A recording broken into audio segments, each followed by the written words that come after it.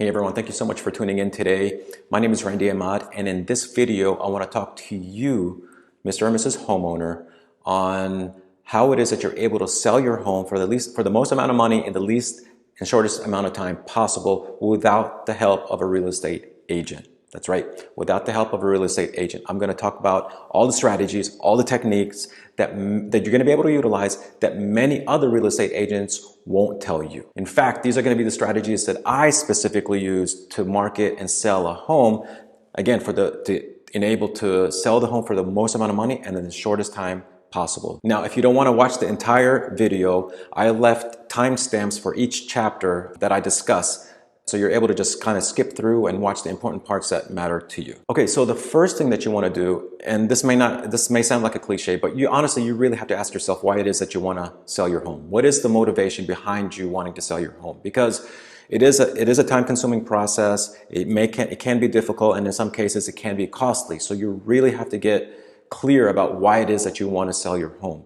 And there could be many factors, right?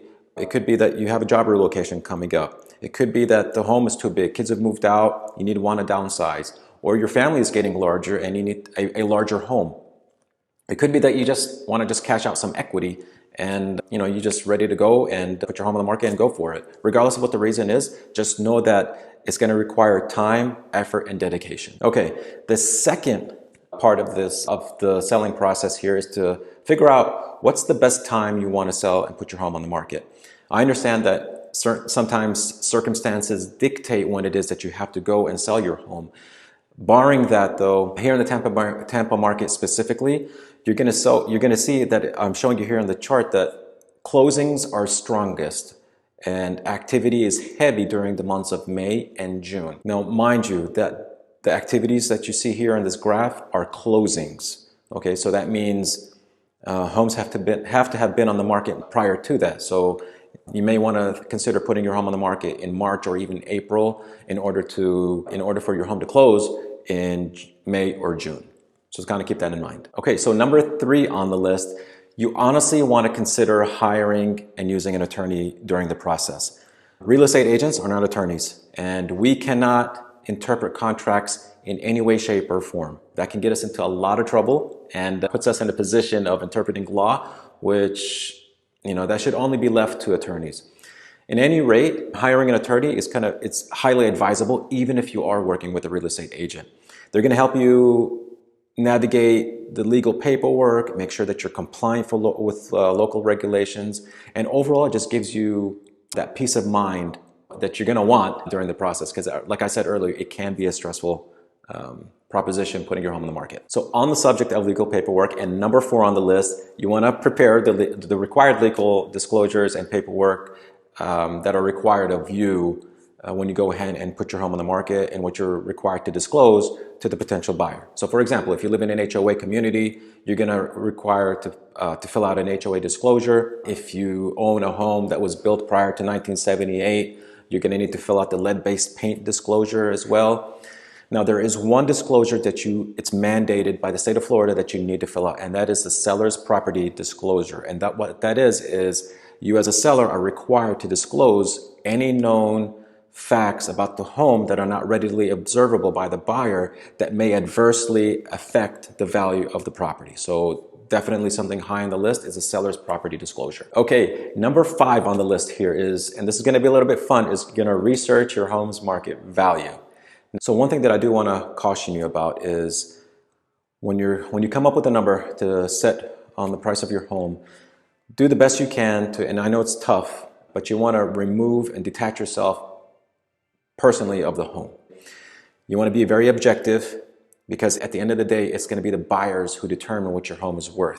So buyers have a lot of information at their disposal. They've got the internet, they've got Zillow, they've got Realtor.com. There's just a bunch of sources for them, not only to go and view homes, but they're also able to see, well, this home sold for this much and that home sold for this much.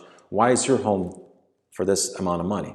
Okay, so just a word of caution there. Okay, so to get the market value of your home, the first thing, and probably the most talked about solution of getting a price for your home or a valuation for your home is using AVMs. AVMs are automated valuation models. Think of sites like Zillow, Redfin, Realtor.com.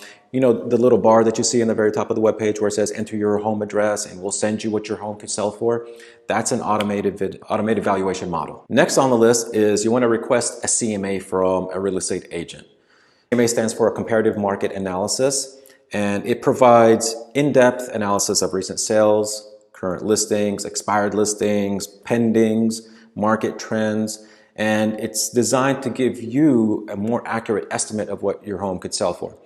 Agents, we have access to the MLS, and we're able to pull those comps or comparables, and it'll give you a good indication of the price range that you may sell your home for. So if you're thinking, can you reach out to a real estate agent? There isn't a fee for that. Well, most agents won't charge a fee for this. They'll be more than happy to provide you with one because now you become, quote, a lead, right? And somebody that they're able to follow up with, because we know that within the industry, and here's a tip for you, 80% of for sale by owners do not succeed in the sale of your home.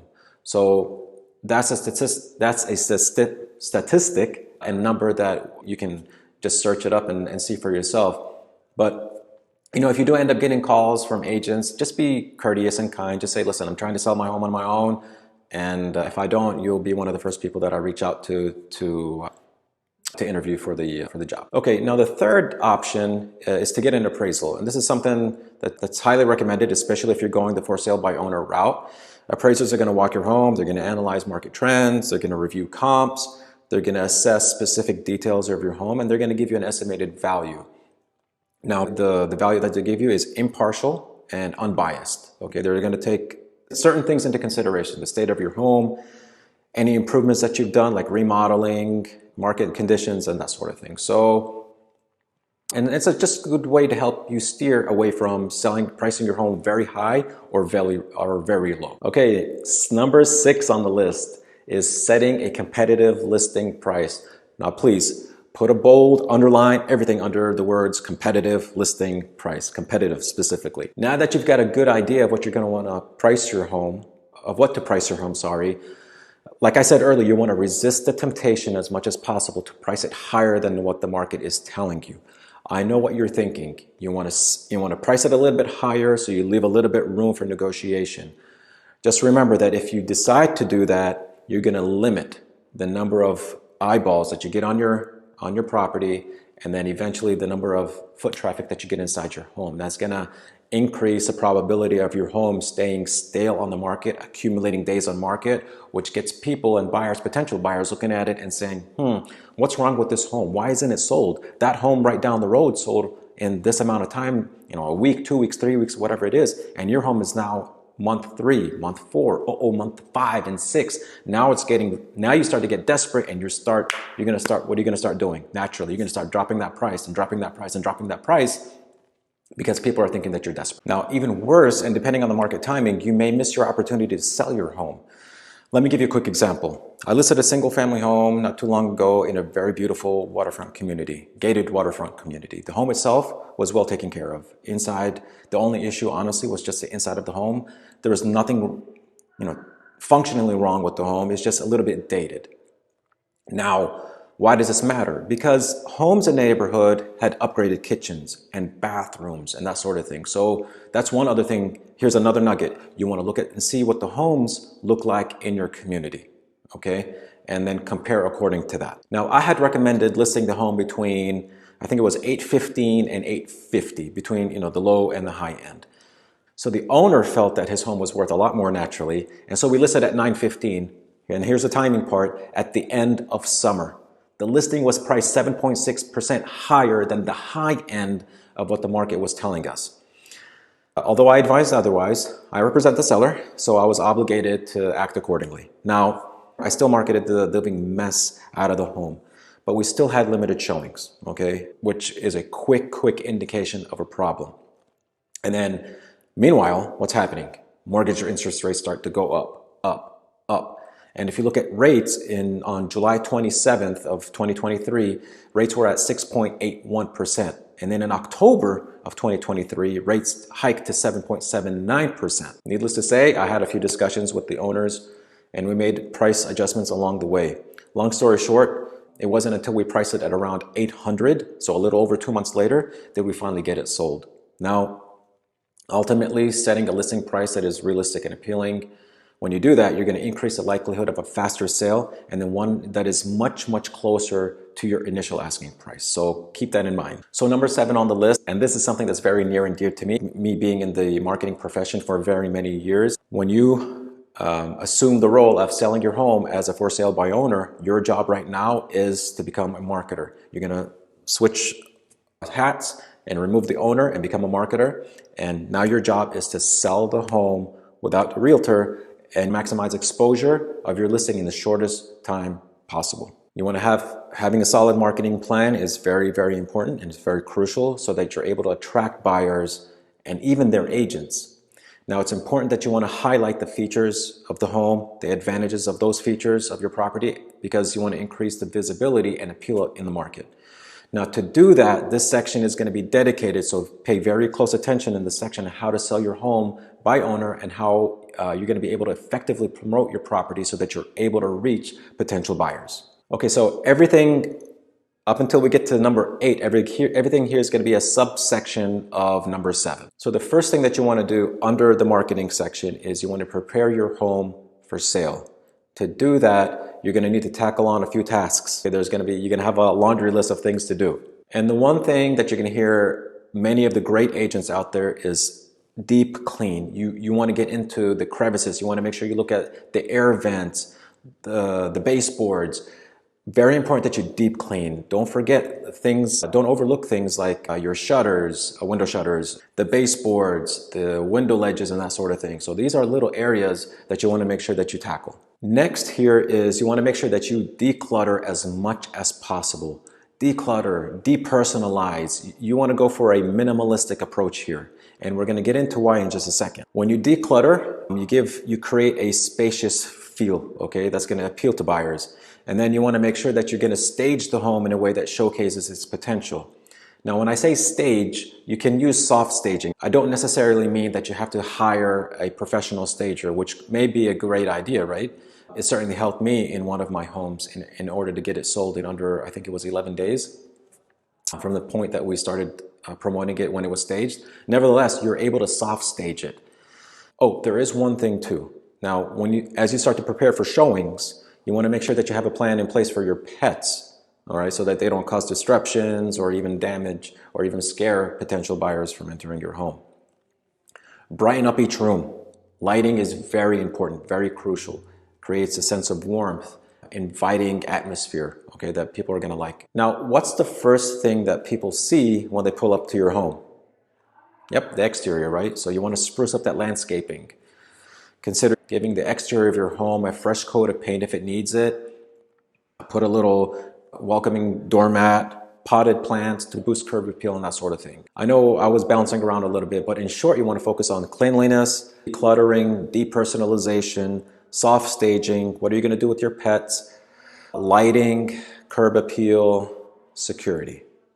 Now, once all that's in place and your home is ready, it's show ready, you're going to hire a professional photographer / videographer. I honestly cringe when homeowners hire real estate professionals and what they do, they end up using their smartphones like you see here. That is such a disservice.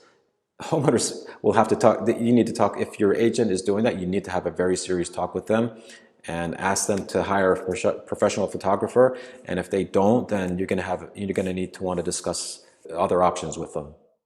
I mean, look at this picture that I'm showing you here. It didn't take me long, honestly, to find this in the MLS. I found 2 separate pictures, 2 separate vacant homes. I wanted to compare apples to apples, and I focused on the kitchen. Which one would you want potential buyers to see online, honestly? There you go. So never underestimate the power of proper visuals, because potential homeowners, where are they? They're online. 90%, something like that, maybe even more than 90%. They're starting their home search online. They're going to Zillow, they're going to Realtor, they're going Trulia, Homes.com, wherever, and that's going to be the first point of contact that you're going to make with them. And based on that, that's where they're going to make the decision on whether to schedule a showing with you or not. So make sure that you hire a professional photographer and get and get it done right. Now, at the same time, you want to create, while all this is happening, right, you want to create an engaging listing description. And the purpose here is you want to create a compelling description that's going to grab the buyer's attention. And one of the best ways to do that is to storytell. You want to paint a vivid picture of your home that's going to entice buyers. And what you want to focus on are the unique features and aspects of your home. So good storytelling is going to evoke emotion, it's going to create a connection, and eventually get the potential buyers to envision themselves living in your home. And then at the end of the listing description, and don't forget this, you want to tell them what action do you want them to take. We call this in marketing a call to action or a CTA.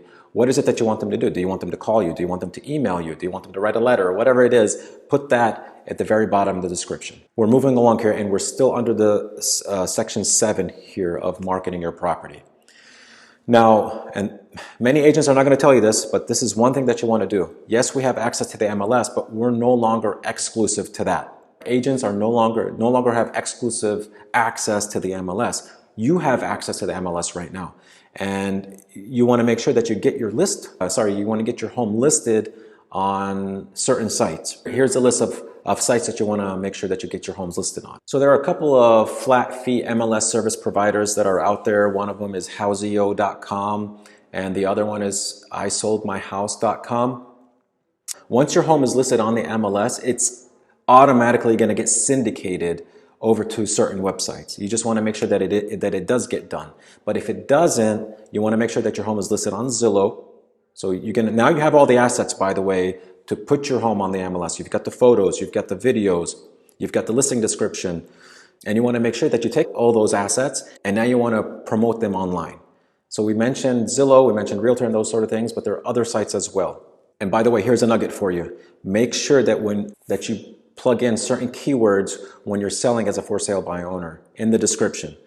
You want to plug in keywords like FSBO, Zulia, Zillow, Truly, and for sale by owner in your listing, because there are certain homeowners who search for homes in that way. Homes on Zillow, Tampa, something, Brandon, Sefner, wherever it is. For sale by owner, FSBO, FSBO. These are certain keywords that you want to plug into your description so that Google looks at it and puts that at the top of the list. So that's a nugget for you. Other sites that you want to make sure that you get your home listed on, above and beyond the MLS, above and beyond Zillow and Trulia and Homes.com, Realtor.com. You want to put it on sites like ForSaleByOwner.com, Craigslist, Facebook Marketplace, Nextdoor, and then Oodle, OODLE. This is going to give you the maximum exposure for your home online. Okay, so the next subsection here is you want to create collateral and or signs for your property. And now that you have all the assets meaning the visuals, you've got the written descriptions and that sort of thing. These are assets that you use to create marketing pieces, marketing collateral to help promote your property. From here, you're going to use those assets to create for sale by owner signs. You're going to create brochures, you're going to create social media posts, and you're going to create and promote your home using social media ads, specifically on Facebook. And now, if you're up for it, you want to create an open house. Statistically speaking, and this is from, I think it was NAR, only 4% of buyers found and bought a home through an open house. Now, I am a testament to that. I can say that it can work. In 2022, here's a quick story for you. I had a listing where I had the buyer, we were under contract within the first week. Fast forward 30 days, buyer pulls out, doesn't want the home, found another home, and we had to go back to market. In the meantime, interest rates started to spike up. Buyers were no longer as active looking for a home, so I had to kick marketing back into full gear, and I started doing open houses one after the other. And during the open houses, I ended up having 4 offers. In hindsight, I wish the seller took the first offer that they got, but they ended up taking the 4th, which is a little bit less than the first one. Nevertheless, I did sell a home through an open house, so it can work. Okay, so everything that I've discussed thus far falls under the chapter of marketing. If you do everything right and in sync, you're going to have a high percentage of selling your home. All right, now that you've marketed your property, and remember, marketing is a continuous process. Not that it's one and done, it's continuous. You have to, until it's sold, until you're signing on the dotted line and you receive money in pocket, you want to continue to market the living mess out of your home. And that's going to require us moving on to number 8 of the process, and that's to field the phone calls and schedule tour requests. Now, assuming that you did everything right in terms of marketing, and you can bet that you're going to get a few phone calls. You're going to get agents calling you. Probably 80–90% of the phone calls are going to be agents. Some of them are going to ask you because they're going to want you to list their homes. Like I said, there's a statistics out there that says that 80% of for sale by owners end up transitioning to using a real estate agent. Just be very kind and courteous. Say, listen, you want to give it a shot, and if it doesn't, take their name and number down if you want, and say that you're going to give them a call back. There are going to be buyers out there that are going to call you. Now, mind you, not all agents are going to call you because they want you to list their homes with them. Some of them may have actual ready, willing, and able buyers ready to go. So you just want to make sure that you field through all of that. Make sure that you're asking the right questions. As a seller, you just need to be prepared to handle these requests promptly and effectively. If you're not able to get to your phone and there's a message left, make sure you get back to them ASAP. Don't wait till the next day. You may lose that opportunity. If you start getting a lot of traction and you're getting a lot of phone calls and a lot of scheduling happening, have a Google Calendar ready. Jot down all the times that the buyers and or agents are coming by to walk your property, because you want to make sure that you have your home ready. Remember, it's a tedious process, so you want to make sure that your home is ready at all times. I know it's an inconvenience, but that's why I said, number 1, what was your motivational factor? It is going to be time consuming and it is going to be tedious. So there is a little bit of effort. You want to make sure that your home is ready at all times. All right, so number 9 on the list is you want to follow up with those potential buyers. Not everybody is going to come in and make an offer right there on the spot. You could get lucky and that could happen, but chances are that's not going to be. They're going to want to look at other properties, and if yours happens to be on the top of the list, great. Okay, we'll get to that scenario in just a second. But as a real estate professional myself, one of the main duties I do is to make sure that I follow up with everybody that's interested in the property. And you're not looking so much to figure out if yes, you want to find out if they're interested or not, but one of the things that you want to ask is you want to get feedback. You want to get honest feedback of what they perceived for your home. Like, what did they like? What they did not like? Now, here's a word of caution for you. You want to avoid getting defensive or taking negative feedback remarks personally. Use that as ammo to fix and make your home much more presentable. Okay, so yeah, I understand that as a homeowner, you take things personally. They didn't like that. Why not? Don't do that. Don't do any of that. It's okay. Just, be very objective on it. If it's something that you can fix and take care of, go ahead and do that. Now we're moving on to number 10, and this is going to be the fun part, that you've found potential buyers and you've got offers coming in. Awesome. Now so number 10 is going to be, you want to review those offers and start the negotiation process with them. Now, when you're looking over offers, it's very tempting to just look at the price. When you get the contract in, you're going to look at the price and you're all gung-ho about it. Oh, I can't believe they're paying this amount of money. There are other things that you want to be aware of. This is not an inclusive, and this is not everything that you want to make sure. That's the reason I said make sure that you talk to your attorney and or real estate professional. But there are other factors that you want to take note of when you have an offer coming in. These are things that you want to look at the dates. Okay, their dates can be the closing date and the date of possession. You've got inclusions and exclusions. What's included in the sale of the home? What's excluded? Do you have a chandelier, for example, that you want to take with you? You want to make sure that that's notated in the contract. Let's just say that you have an above ground pool. Well, is that staying or is that leaving? What if you had a playground set in the back? What if the buyers didn't want it? And then on the date of possession, oops, it's there. Well, was it specified that it remains? So you want to look at and make sure that these little things right here are taken care of. And that's the reason that I say you want to make sure that you're working with a real estate professional and or an attorney. And then you also want to make sure you want to look at contingencies. One popular contingency, and something that I was a part of recently, was an offer came in.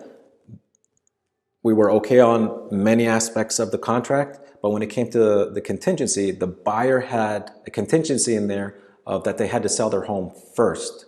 Another popular contingency, and this is specifically stated in the contract, is financing contingency. So if the buyer is working with a mortgage lender or a bank, the sale is contingent upon them getting financing. If they don't get financing, you're out of luck.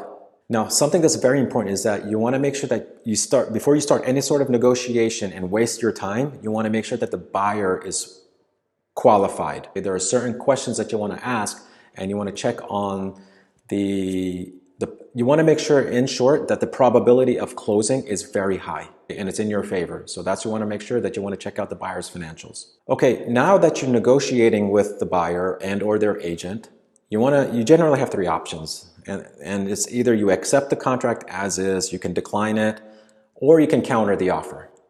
Now, again, please don't sign anything without consulting your attorney, okay? And generally speaking, if you're going to start the negotiation process, it's going to include things like price, terms, dates, inclusions, exclusions, and then contingencies. So those are going to be probably all the ones that you're going to start moving. These are going to be the moving parts of the contract. So once you come to terms on all of these, you have an executed contract. Now remember that calendar that I said that you need to have ready? You want to make sure that you go through the terms of the contract and look at things like earnest money and when the down payment is going to be, whether the buyer is financing or paying cash. You want to write down all the dates of the contract in your calendar and have a timeline ready. So this is a great segue for number 11 on the list, which is managing the contract timelines and the due dates. Like I said, it's very important that you keep track of all the important dates and deadlines. Okay, this is not an exhaustive list by any means of the timelines that are in the contract, but you want to look at things like the closing date, what the financing contingency period ends, the title commitment dates. If there's a condo involved, HOA documents, you have a certain time period that you need to have those documents into the buyer. Surveys, if you've got one, you need to have that ready. Earnest money delivery, inspection periods.